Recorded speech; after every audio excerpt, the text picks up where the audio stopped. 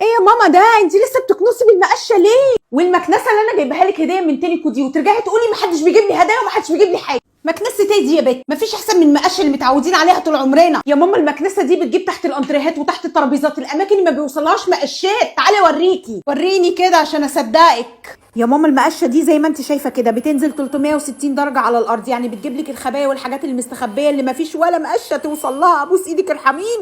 برضو عادي عادي. طب خدي الكبيره بقى. المكنسه دي بتمسح اي حاجه تقع على الارض، سواء بقى كان ميه ولا عصير ولا اي حاجه. بتمسح ازاي دي بقى؟ واقول لك بقى كمان المفاجاه، دي بتكلمك وفيها واي فاي.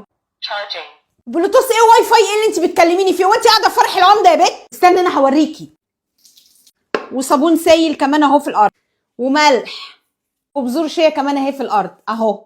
ايه يا بنت اللي انت عملتيه ده انت يومك مش معدي يا ولاء. يا ماما انت بس قلقانه من ايه؟ بصي بعينيكي اهو، اي حاجه موجوده على الارض خلاص خليتها زي الفل وشفطتها في ثانيه ورجعت لك الارض نظيفه، يعني حتى مش هتمسحي الارض كمان. وكل اللي عليكي ان انت هتشيلي الجزء اللي فوق ده وتغسليه على الحوض وخلاص على كده، وترجعي تركبيه تاني في المكنسه وكده خلصتي. وبس كده يا حبيبتي، كده خلصنا وما تعبتيش في حاجه. وعلى فكره معاها قطع الغيار بتاعتها وكمان الغسول بتاعها لانها بتنظف نفسها بنفسها. تصدقي يا بنت طلع كلامك صح، وانا اقول ما خلفتش غير ولاء.